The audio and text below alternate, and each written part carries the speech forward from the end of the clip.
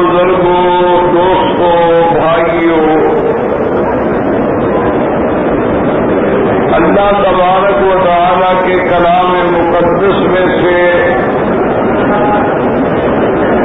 ایک آیت مبارکہ اور آقا انعامدار حبیب کبریاء خاتم الانبیاء سیدنا محمد مصطفیٰ صلی اللہ علیہ وعلی آلہ واصحابہ وسلم تسلیما کثیرا کثیرا کہ فرامین مبارکہ میں سے ایک حدیث تلاوت کی ہے. دعا فرمائیں کہ اللہ تبارک و تعالی اس عاجز کو مال حیثیت عافیت کاملہ دائمہ اور حق بات بیان کرنے کی توفیق عطا فرمائیں اور ہم سب کو حق پہ چلنے کی توفیق عطا فرمائیں. پروردگار عالم اپنی رحمت سے تمام آنے والوں کی حاضری حج عبادت زیارت منظور و مقبول فرمائیں. میں نے اپنے سابقہ درس میں عرض کیا تھا کہ آج دنیا میں جتنے بھی لوگ ہیں وہ سب یہ دعویٰ کرتے ہیں کہ ہم اہل سنت والجماعت ہیں.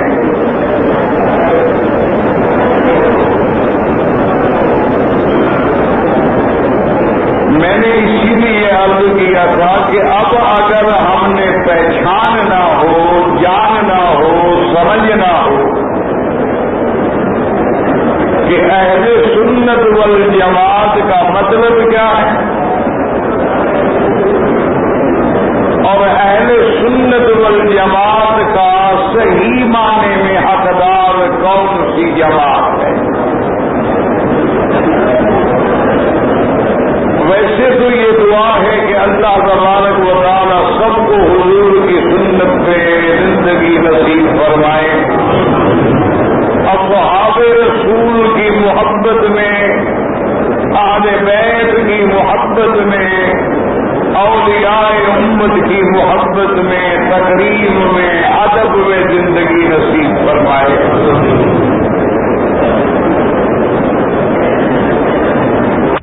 دین جو ہے وہ اپنی علامتوں سے پہچانی جاتی ہے. اس کے مطابق ایک حدیث رسول عربی ہے،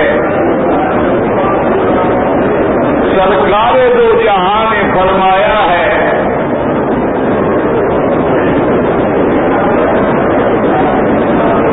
کہ آیت المنافق ثلاث، کہ منافق کی 3 نشانیاں ہیں.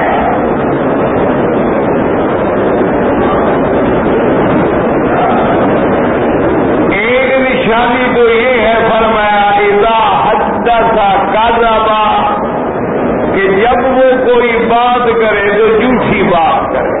یہ بھی ایک نشانی ہے کہ منافق.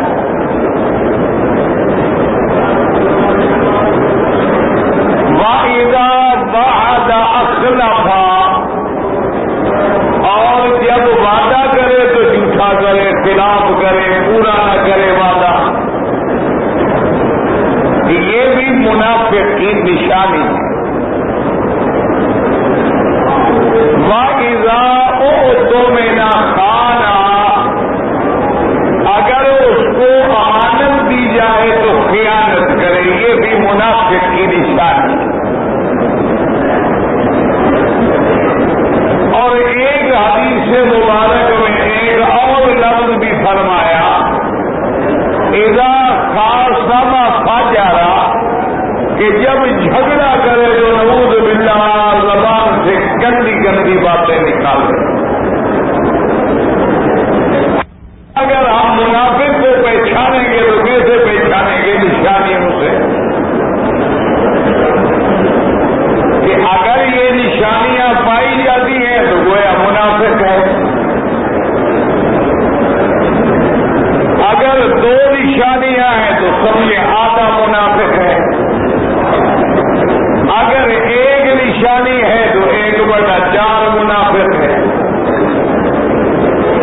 ساری نشانیاں پائی گئی تو نعوذ باللہ پکا منافق ہے.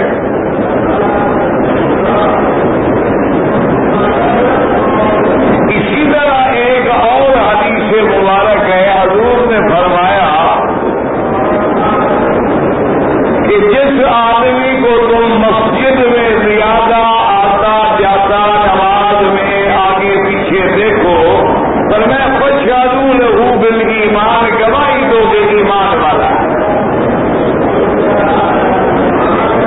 کیونکہ مسجد کو آباد کرنا جو ہے یہ ایمان والوں کی کام. مسجد کی آبادی عمارت سے نہیں ہوتی، مسجد کی آبادی قالینیں بچھانے سے نہیں ہوتی، نماز نہیں سے ہوتی. اب حضور نے یہ بھی نشانی بدلا دی کہ اگر وہ مسجد میں زیادہ آتا جاتا ہے تو سمجھو یہ کیا ہے، مومن. یہ نشانی ہو گئی. اسی طرح حضور نے فرمایا کہ مومن کی نشانی یہ ہے کہ جب وہ مسجد میں آتا ہے تو ایسے خوش ہوتا ہے جیسے مچھلی پانی میں خوش ہوتی ہے.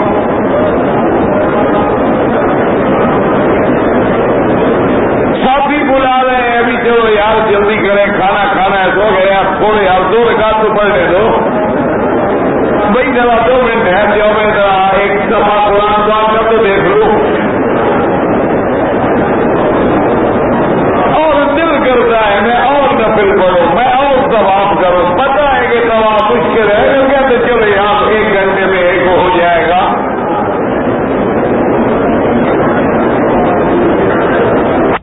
ان کا چکر مشکل ہے، ابھی ذرا دور دور لگا لیں گے، رہوں گا تو مسجد میں نہ کعبے کے باہر تو پھرتا رہوں گا. منافق کی نشانی یہ ہے کہ جب وہ مسجد میں آتا ہے تو ایسے معلوم ہوتا ہے جیسے کوئی درندہ جو ہے وہ پنجرے میں بند کر دیا جائے کہ بس وہ کوشش کر رہا ہے کہ جلدی کرو، بھاگو، بس سلام پھرے اور بھاگو. اور یار باہر کھڑے ہو جاؤ، اندر رش ہے، پھر نکلنے میں بہت وقت لگ جائے گا. باہر نماز پڑھ لو، بھائی سلام پھیریں گے اور سگریٹ ہاتھ میں اور حاجی جا رہا ہے.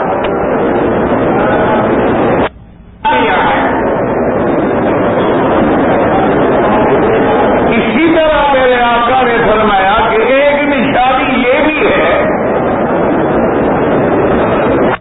وہ آدمی زمزم پیٹ بھر کے نہ پی سکے، سمجھو منافق ہے.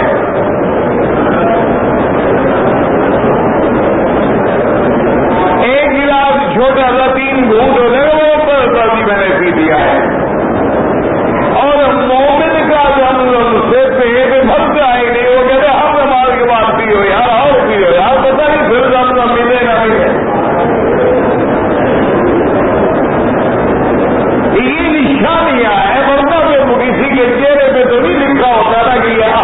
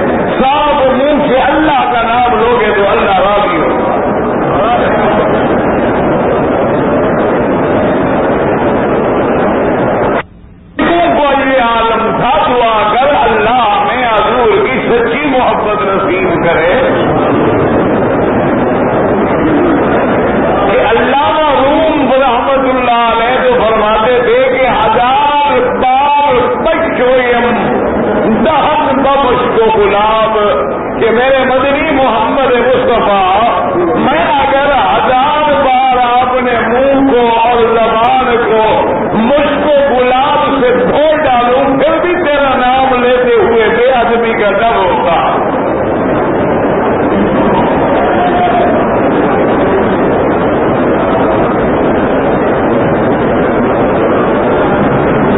تو اس لیے اندازہ فرمائیں کہ جس کے لباس میں، جس کے اعمال میں، اب دیکھیں چھوٹی سی سنت ہے مسواک، لیکن پتہ ہے کہ اس چھوٹی سنت کا فائدہ کتنا ہے؟ روایات میں موجود ہے کہ مسواک کرنے والے کو اللہ 70 نعمتیں عطا فرمائیں گے، اور ان میں ایک نعمت یہ ہے کہ اس کا خاتمہ ایمان پہ ہوگا۔ اندازہ کریں، یہ ایک نعمت ہے، 69 ابھی باقی ہے۔ اچھا، خاتمہ ایمان پہ ہو جائے، اس سے بڑی کوئی نعمت ہے جس سے سمجھ گئے۔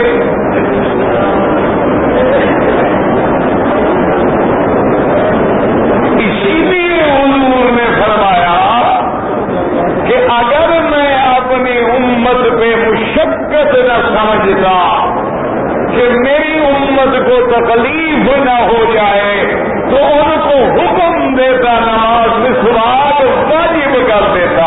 مسواک کرنا سنت تو آتی ہے لیکن واجب کر دیتا، اور یہ بھی حکم دیتا کہ عشاء کی نماز دیر سے پڑھے تاکہ میری امت کی رات جو ہے وہ زیادہ جاگتے ہوئے عبادت میں گزر جائے۔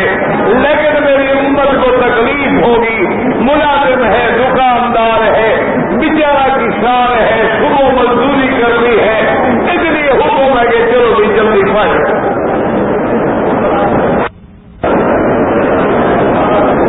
اسی لیے میرے بھائی میں نے عرض کیا تھا، آپ جھگڑوں میں نہ پڑے کہ مولوی مکی کیا کہتا ہے، مولوی مدنی کیا کہتا ہے، یہ بھی دراصل ایک شیطان کا حملہ ہے۔ اب بھی شیطان نے دماغوں میں ڈال دی ہے، جی کیا کریں، ایک مولوی کچھ کہتا ہے، ایک مولوی کچھ کہتا ہے، وہ بھی کہتا ہے قرآن ہے، وہ بھی کہتا ہے حدیث ہے۔ او جی حضرت، ہم کدھر جائیں؟ مولوی تو کسی بات میں اکٹھے ہوتے نہیں، ہم برباد ہو رہے ہیں، ہمارا کیا قصور ہے؟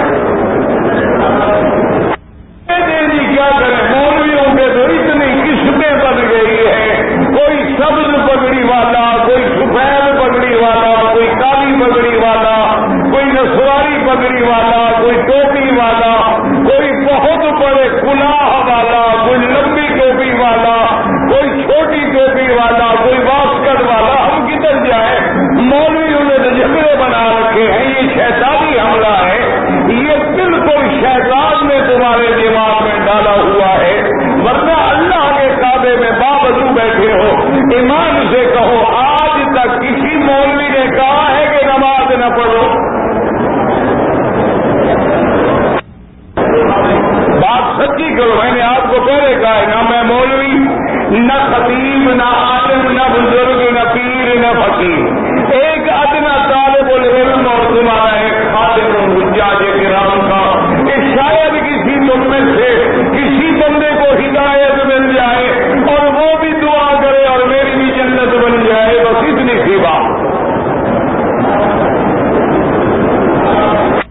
ایمان اسے کہتے بندی، بریلوی، عالمی، تبلیغ والے، کوئی دنیا کا مولوی یہ کہتا ہے بھی نماز نہ پڑھو، کہتا ہے؟ ہاں جی، وہ یاد زیادہ زیادہ ایک کہے گا آمین، زور سے کہو، ایک کہے گا ایسا کہو، بس۔ لیکن یہ تو کہے گا نا کہ آمین کہو۔ یہ تو کوئی بندہ نہیں کہتا کہ نماز نہ پڑھو، تو کیا اس مسئلے پر جو مولوی متفق ہے تم سارے نماز پڑھتے ہو؟ سچے دل سے خدا کے گھر میں انصاف کی بات کرنا۔ کسی مولوی نے آج تک تم سے کہا ہے کہ رمضان کے روزے نہ رکھو؟ تم سارے روزے رکھتے ہو، اس پر تو مولوی کا جھگڑا نہیں ہے نا۔ کسی مولوی ٹیبل پہ بیٹھ کے تمہیں کہا ہے فلم دیکھا کرو، ٹی وی دیکھا کرو، وی سی آر دیکھا کرو، گھر میں باقاعدہ کیبل والی لائن لگوا لو اور بڑے بڑے ڈش لگوا کے چینل زیادہ ملے تمہیں رات کو بیٹھ کے بلیو پرنٹ اور سیکسی فلمیں دیکھا کرو. کس مولوی نے کہا ہے؟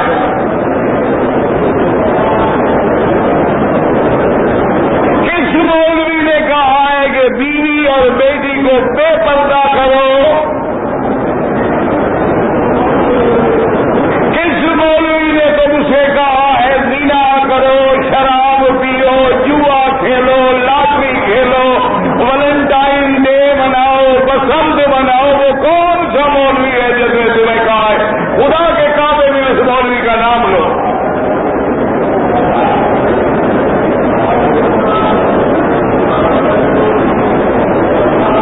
تو معلوم یہ ہوا کہ یہ مولوی کے جھگڑے والا مسئلہ نہیں، اصل شیطان کا جھگڑا ہے جس نے اندر ڈالا ہوا ہے.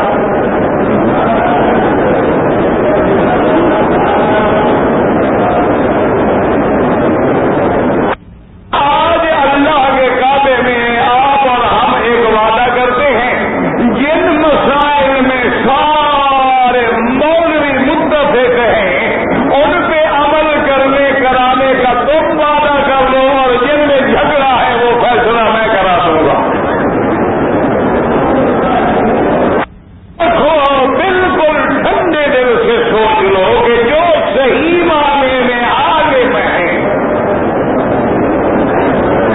علماء ہیں، وہ حنفی ہیں، شافعی ہیں، مالکی ہیں، حنبلی ہیں، اہل حدیث ہیں، وہ تبلیغ والے ہیں، وہ اپنے آپ کو دیوبندی کہلاتے ہیں، یہ نسبتیں ہیں.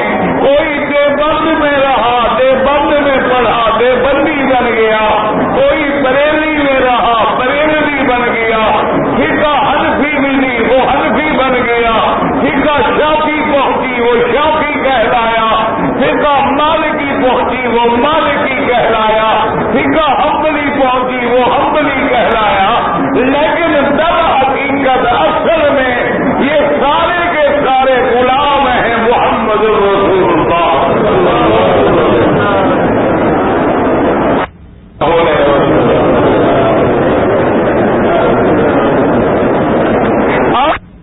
ان کو بھی سمجھو،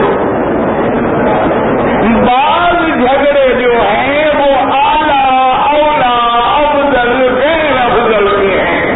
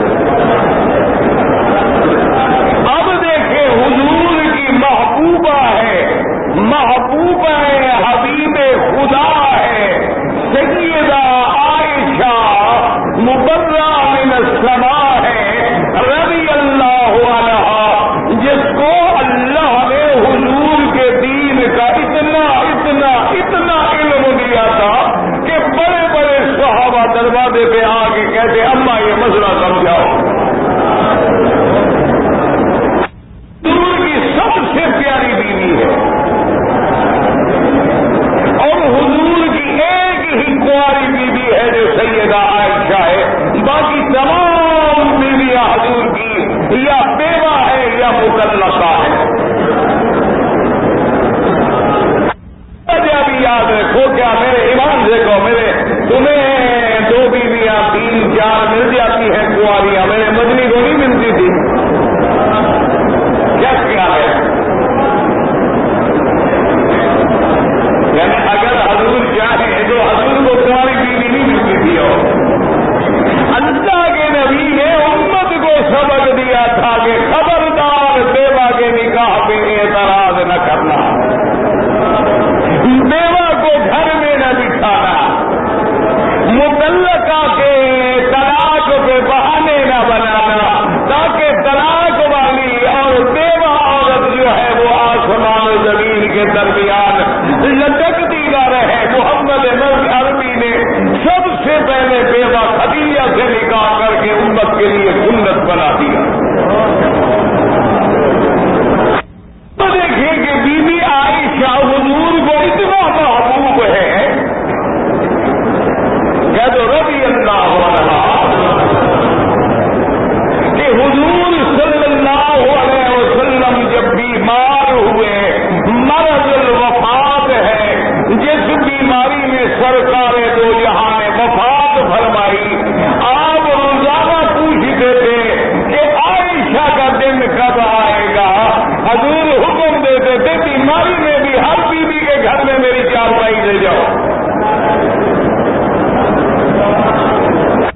देखो माशाअल्लाह, जैसे 2 शादियां की है, हज में नई बीवी को लाएगा, पहली घर रहेगी। हाजी साहब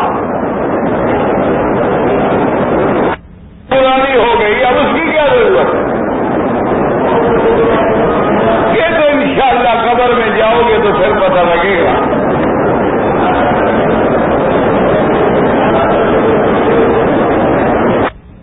बीमार है, तकलीफ है, और आमना के नाम सरकारे दो आलम।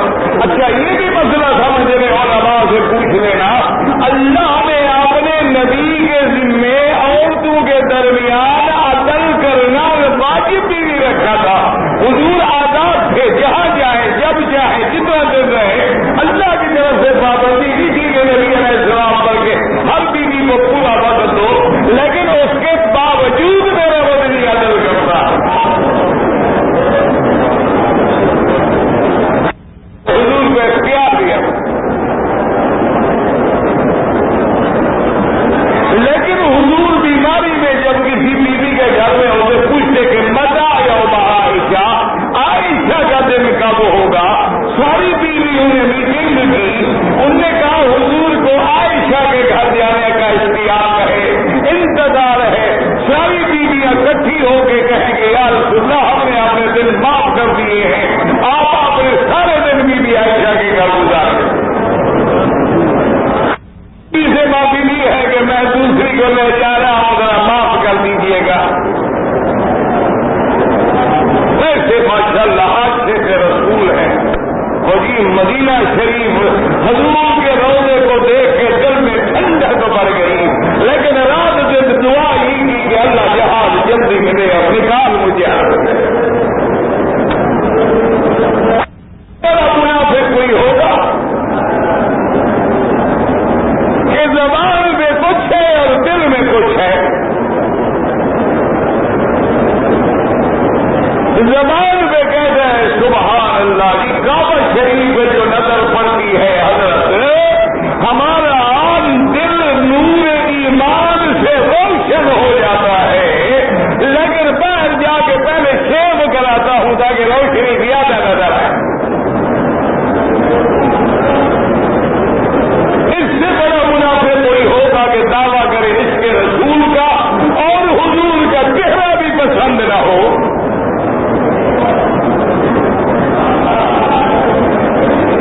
न ईमान से कहो, जिनको अंग्रेज से मोहब्बत है वो अंग्रेज का लिबास पहनता है, जिसको यहूदी से मोहब्बत है वो यहूदी का लिबास पहनता है, जिसको किसी हीरोइन फिल्म वाली से मोहब्बत है वो लड़की उसी तरह बाल बनाती है, उसी तरह मेकअप करती है। अगर तुम्हें हुजूर मोहम्मद मदनी से मोहब्बत है तो हुजूर वाला चेहरा क्यों नहीं बनाते हो?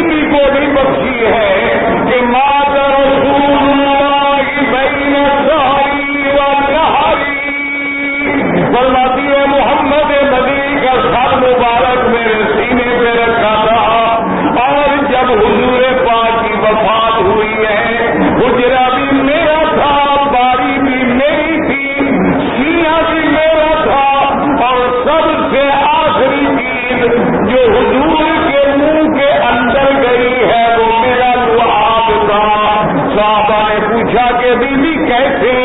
بیوی فرماتی ہے کہ حضور نے بیماری کی حالت میں عبد الرحمن ابن ابی بکر میرا بھائی جب گھر میں آیا اس کے ہاتھ میں مسواک تھا. حضور نے بڑی محبت سے مسواک کی طرف نظر فرمائی. میں سمجھ گئی کہ حضور مسواک چاہتے ہیں. میں نے بھائی سے مسواک لے کے حضور کو پیش کیا. حضور نے فرمایا عائشہ میں کمزور ہو گیا ہوں, یہ مسواک سخت ہے, اپنے منہ سے ذرا نرم کر کے مجھے دے دو تاکہ میں استعمال کروں. حضرت عائشہ فرماتی ہے کہ میں نے اس مسواک کو اپنے منہ میں نرم کیا اور اسی لعاب سے محمد مدنی کو دیا اور حضور نے وہی مسواک آخری عمر میں آخری لمحے میں استعمال فرمایا. تو بھی ایسا فرماتی ہے کہ یہ مقام صرف مجھے ملا ہے کہ آخری لعاب بھی میرا ہے, دل بھی میرا ہے, نوبہ بھی میرا ہے, حجرہ بھی میرا ہے اور سینہ بھی میرا ہے. اتنی شان والی بیوی ہے, اتنی عظمت والی بیوی ہے, لیکن مسئلے میں اتنا اختلاف ہے کہ بڑے کھل کے فرماتی تھی کہ وہ بندہ جھوٹا ہے, وہ بندہ جھوٹ بولتا ہے جس نے کہا کہ محمد مصطفیٰ نے اپنے خدا کو دیکھا ہے, وہ بالکل جھوٹ بولتا ہے, غلط کہتا ہے. محمد مصطفیٰ نے خدا کو نہیں دیکھا ہے, کیونکہ اللہ کے قرآن میں آیت مبارک ہے کہ لا تدركه الابصار وهو اللطيف الخبير.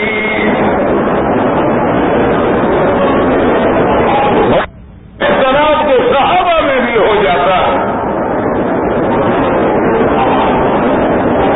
اب اتنی محبوبہ بھی ہے, لیکن وہ کہتی ہے, قرآن کہتا ہے کہ کوئی آنکھ اللہ کو نہیں دیکھ سکتی. اور بیوی کہتی ہے کہ حضور سے ایک دفعہ پوچھا گیا کہ ہر رائے ربک یا محمد, محمد مصطفیٰ معراج والی رات آپ نے اپنے رب کو دیکھا تھا. حضور نے فرمایا نور اللہ ہو, اللہ کی ذات نور ہے, اس کو کون دیکھ سکتا ہے؟ ہم کو سورج کو نہیں دیکھ سکتے, جو سورج کا خالق ہے اس کو کون دیکھے گا؟ ابھی بھی ایسا فرماتی ہے یہ حدیث ہے, یہ آیت ہے, لہذا جو کہتا ہے کہ حضور نے خدا کو دیکھا ہے وہ جھوٹ بولتا ہے. اب کہنے والی کون ہے؟ بی عائشہ ہے, محبوب ہے, حبیب خدا ہے. لیکن حضرت ابن عباس ابن المفسرین عبداللہ ابن عباس رضی اللہ تعالیٰ عنہ جو قرآن کا سب سے بڑا مفسر ہے اور جس کے لیے حضور نے دعا مانگی تھی اللہم علمہ التعویل, میرا اللہ میرے عبداللہ ابن عباس حضرت عباس کو قرآن کی تفسیر کا علم عطا فرما. اور حضرت فرماتی ہے کہ حضور نے میرے سینے پہ ہاتھ رکھ کے دعا مانگی تھی, اللہ میرے اس صحابی کے سینے کو اپنے قرآن کے لیے کھول دے. وہ اتنا بڑا صحابی ہے, اتنا شان والا صحابی ہے, وہ کہتا ہے کہ ان محمد محمد مصطفیٰ نے معراج کی رات اپنے خدا کو بھی دیکھا ہے.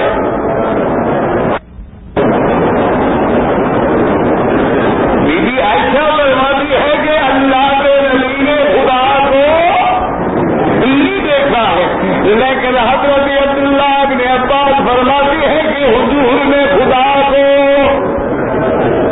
ان دو میں کس کو غلط کہو گے؟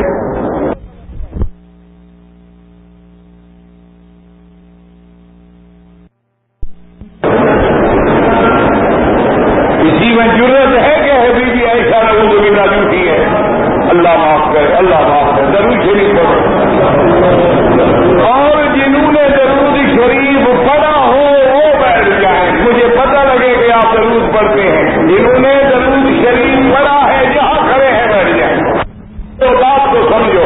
اب بی بی عائشہ کیا کہتی ہے کہ حضور نے اللہ کی زیارت, اچھا دعا کرو, یہ ہمارا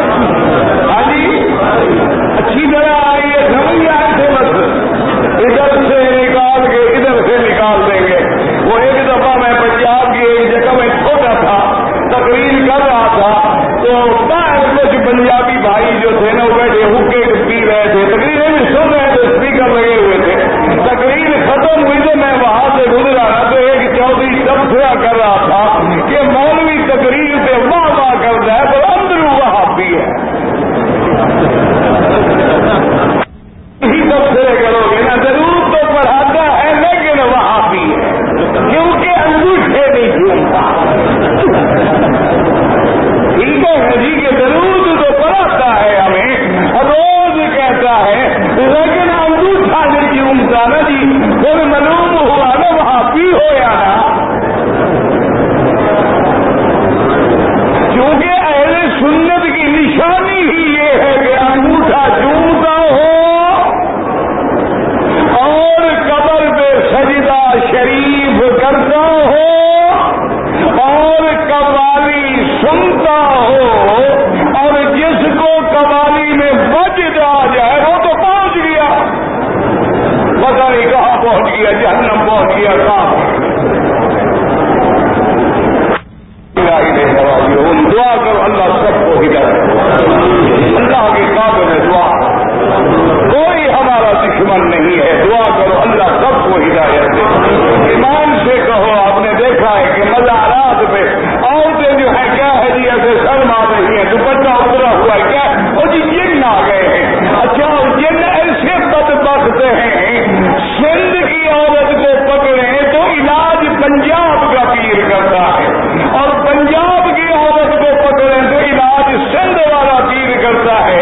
اپنے صوبے کا علاج خود نہیں کرتا. کو کہو ان پیروں کو کہو جن کے جن تابع ہیں یہودیوں کو مار دیں, ان کافروں کو مار دیں جو آج مسلمانوں کو مٹانے پہ تلے ہوئے ہیں. ان کے جن صرف ہمیں مارنے کے لیے.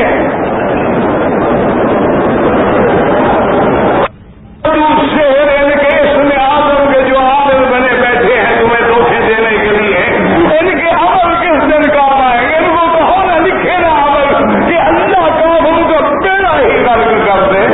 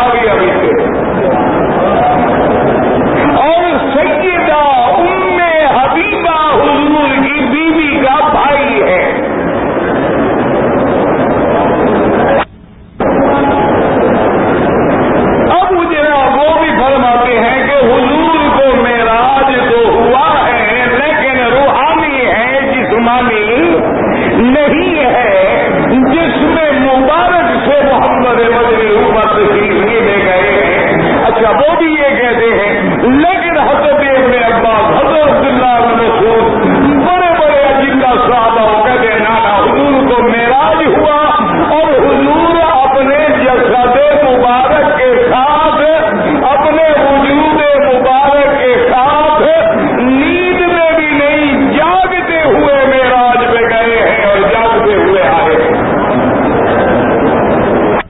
ایمان سے کہیں میں کس کو غلط کہوں گے؟ ہے کیوں؟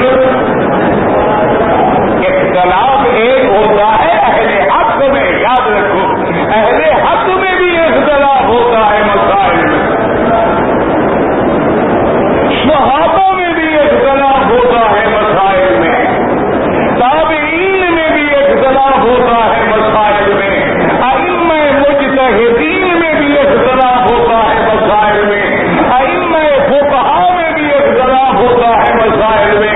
اب اسی حج کے مسئلے دیکھ لو، ایک امام کہتا ہے ترتیب واجب ہے، ایک امام کہتا ہے ترتیب واجب نہیں ہے، ایک امام کہتا ہے مینا میں جو راتیں ہیں اس کا گزارنا واجب ہے، جو نہ گزارے دم ہے، اور ایک امام کہتا ہے نہیں مینا میں راتیں گزارنا سنت ہے، ثواب ہے لیکن واجب نہیں، دم نہیں ہوگا۔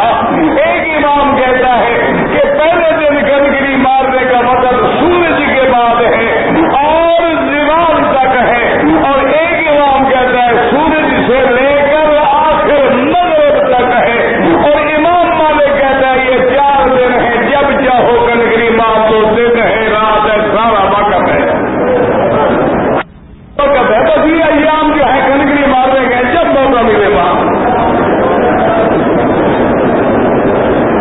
اب علماء اور ائمہ میں بھی اختلاف ہوتا ہے، اور میں جو آپ کو کل یا 2 دنوں سے تقریر میں عرض کر رہا ہوں وہ اہل حق کا اختلاف نہیں ہے، وہ سنت و بدعت کا اختلاف ہے، وہ توحید و شرک کا اختلاف ہے، وہ حق و باطل کا اختلاف ہے، وہ نور و ظلمت کا اختلاف ہے، وہ دن و رات کا اختلاف ہے، اس میں کبھی اتفاق ہو نہیں سکتا، توحید ہوگی شرک بھی ہوگا، سنت ہوگی تو بدعت بھی ہوگی، جہاں محمد عربی کا عمل ہوگا اس کے خلاف میرے اللہ کو کوئی عمل منظور ہی نہیں۔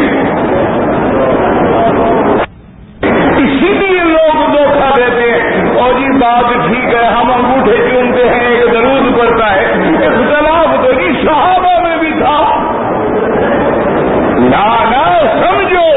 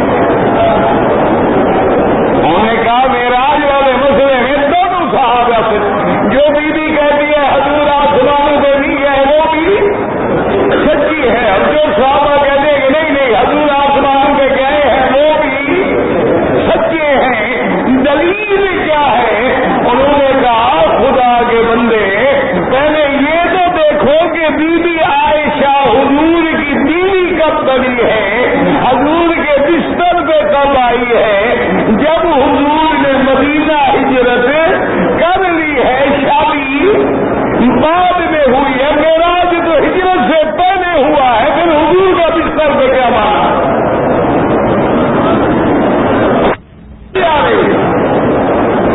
وہ کہتے ہیں بیوی جو فرما رہی ہے وہ تو اس وقت کی بات ہے جب بیوی حضور کے گھر میں بیوی بن کے آ گئی، اور وہ تو آئی مدینے کی ہجرت کے بعد، اور معراج ہے ہجرت سے پہلے، لہذا معلوم ہوا کہ بیوی عائشہ کسی اور معراج کی بات کہہ رہی ہے۔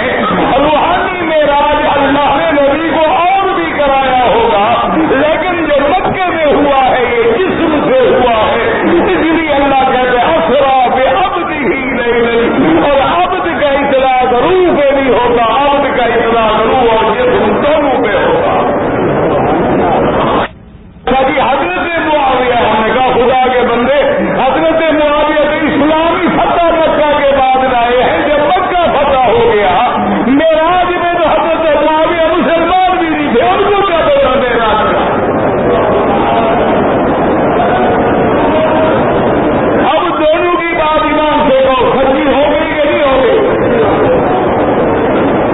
اچھا اسی طرح وہ کہتی ہے کہ بی بی عائشہ سچ کہتی ہے کہ حضور نے اللہ کو نہیں دیکھا ہے، کہ زمین پہ رہتے ہوئے کوئی خدا کو نہیں دیکھ سکتا، اور جو قرآن میں آیت مبارک ہے کہ حضور نے دیکھا ثم تلا فتدلی فقال قاب قوسین او ادنی فاوحی الی عبدہ ما اوحی۔ صحابہ کہتے ہیں اس سے مراد جبریل ہے۔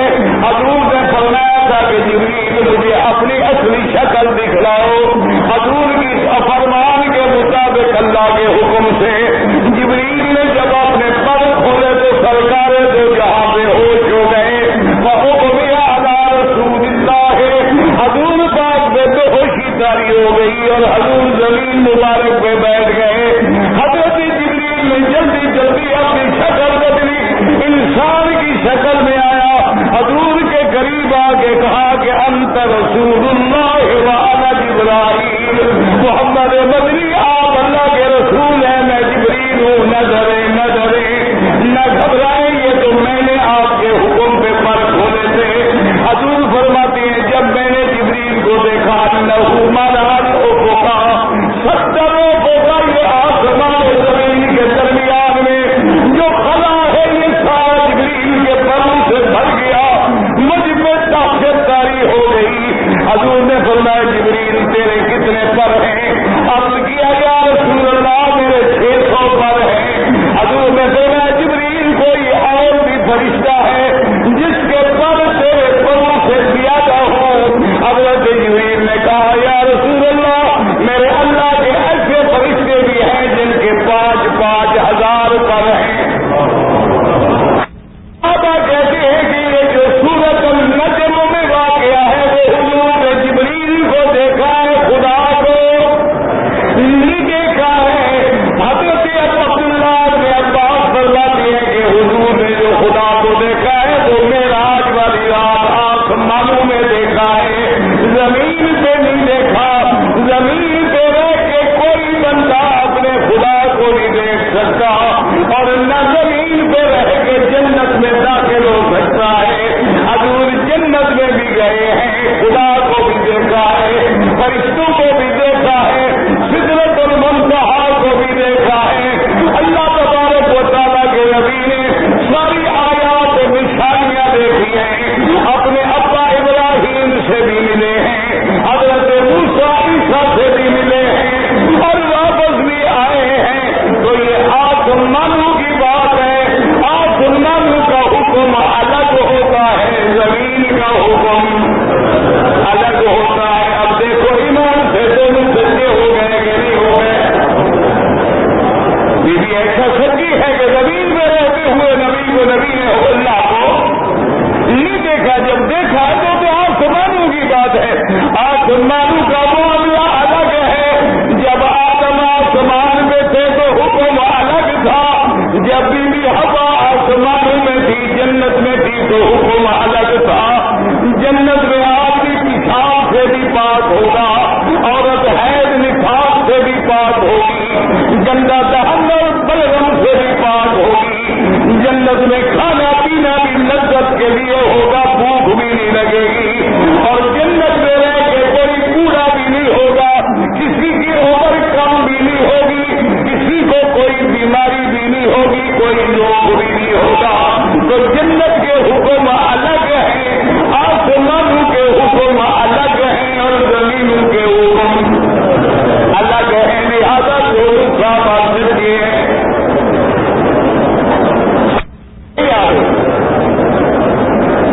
لیکن ہم جو واقعہ بیان کر رہے تھے، کل میں عرض کر رہا تھا کہ ایک شریف عرس منانا یا قبروں پہ پھول ڈالنا، چادریں چڑھانا، قبروں پہ روشنی کرنا، کمکمیں لگانا، لائٹیں لگانا، دیے جلانا، ان سب کے بارے میں حدیث رسول اللہ سننے حضور نے فرمایا لعن اللہ الزائرات القبور والمتخذین علیہا الصور والمساجد۔ اللہ نے فرمایا کہ حضور نے فرمایا کہ اللہ ان عورتوں کو لعنت کرے جو قبروں کی زیارت کرتی ہیں، وہاں دیے جلاتی ہیں اور وہاں جا کے سجدے کرتی ہیں۔ اب یہ تو حدیث محمد مصطفیٰ ہے۔ حضور نے فرمایا حدیث میں موجود ہے، اور چاروں امام ابو حنیفہ، مالک، شافعی، حنبل رحمۃ اللہ علیہم متفق ہیں اس بات پہ کہ لا يجوز ان يتجسس القبر ويبنى عليه۔ سارے امام متفق علیہ ہیں، وہ کہتی ہے قبر پہ چونا کرنا بھی ناجائز ہے، قبر کو پختہ بنانا بھی ناجائز ہے، قبر پہ کبا بنانا بھی ناجائز ہے، قبر پہ روزہ بنانا بھی ناجائز ہے، قبر پہ سجدہ کرنا بھی ناجائز ہے، قبر پہ چادریں چڑھانا بھی ناجائز ہے، قبر پہ پھول ڈالنا بھی ناجائز ہے۔ وجہ کیا ہے؟ وہ دلیل پکڑتے ہیں کہ میرے مدنی محمد مصطفیٰ نے صلی اللہ علیہ وسلم نے حکم دینے والے نبی ہیں، تعمیر کرنے والے علی ہیں۔ حضور نے فرمایا حضرت علی حاضر یا رسول اللہ، فرمایا میں حج پہ نہیں جاتا، انشاءاللہ میں اگلے سال حج پہ جاؤں گا، اس سال ابو بکر امیر ہے، اور تم بھی جا کے حضرت ابو بکر سے مل جاؤ، اور یاد رکھو کہ ایک کام جن میں تمہارے یہ ہے کہ اعلان کر دو کہ اللہ یدخل المشرک، کہ کوئی مشرک اس سال کے بعد اللہ کے حرم میں داخل نہیں ہو سکتا، وَأَلَّا يَطُوفَ بِالْبَيْتِ عُرْيَانٌ، اور خبردار کوئی خدا کے گھر کا ننگا طواف نہیں کر سکتا، اور آپ نے فرمایا لا تَضَعْ تِمْثَالًا إِلَّا طَمَسْتَهُ، اور حضرت علی کعبے میں یا کسی عبادت خانے میں جو تصویر بنی ہوئی دیکھو، جو بت بنا ہوا دیکھو، تو مٹا دو، وَلَا قَبْرًا مُشْرِفًا إِلَّا سَوَّيْتَهُ، اور جتنے قبریں اونچی ہیں ان کو گرا کے مٹی اور زمین کے برابر کر دو۔ والے کون ہیں؟ اب اس کے مقابلے میں ایک آدمی کہہ کے کبے بنانا جائز ہے، روزے بنانا جائز ہے، تو یہ سنت و بدعت کا مقابلہ ہے، یہ حق و باطل کا مقابلہ ہے، یہاں کی حل نہیں ہے، یا سنت ہوگی یا بدعت ہوگی، یا حق ہوگا یا ناحق ہوگا، یا صدق ہوگا یا کذب ہوگا۔ اب وہ حضرات ایک دلیل پکڑتے ہیں، وہ کہتے ہیں کہ ایک حدیث مبارک میں موجود ہے، سرکار دو جہاں تشریف لا رہے تھے، مگر رسول اللہ صلی اللہ علیہ وسلم بقبرین فقال انہما یعذبان وما یعذبان فی کبیر، آپ نے خلاف گزرے، دو قبروں کے قریب گزرے، آپ رک گئے، ٹھہر گئے، اور صحابہ سے فرمایا کہ ان دو قبروں پہ عذاب ہو رہا ہے، اور ان بیچاروں کو عذاب بھی بعض ایسی غلطی پہ ہو رہا ہے جس کو یہ بڑی غلطی نہیں سمجھتے تھے۔ ایک آدمی تو پیشاب کے قطروں سے نہیں بچتا تھا، اس وجہ سے اللہ نے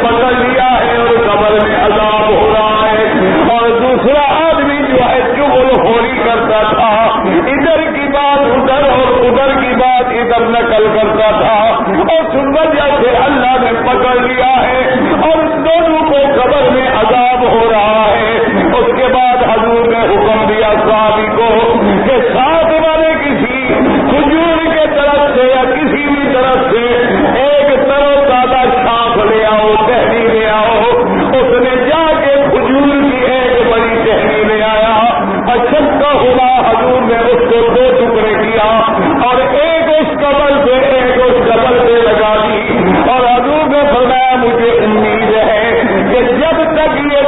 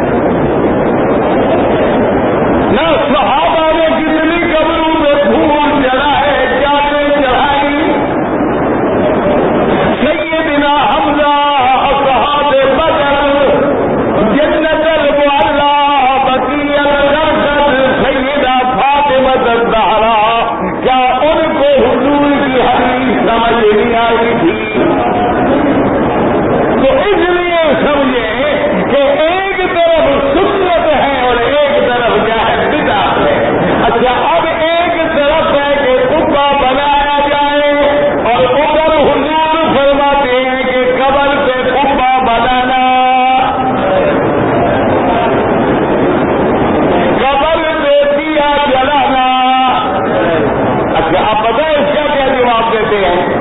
وہ کہتے ہیں کہ بالکل حدیث حضور کی حق ہے. حضور نے فرمایا اللہ الظاہرات المتخذینا القبور. وہ کہتے ہیں اللہ کے نبی نے لعنت بھیجی ہے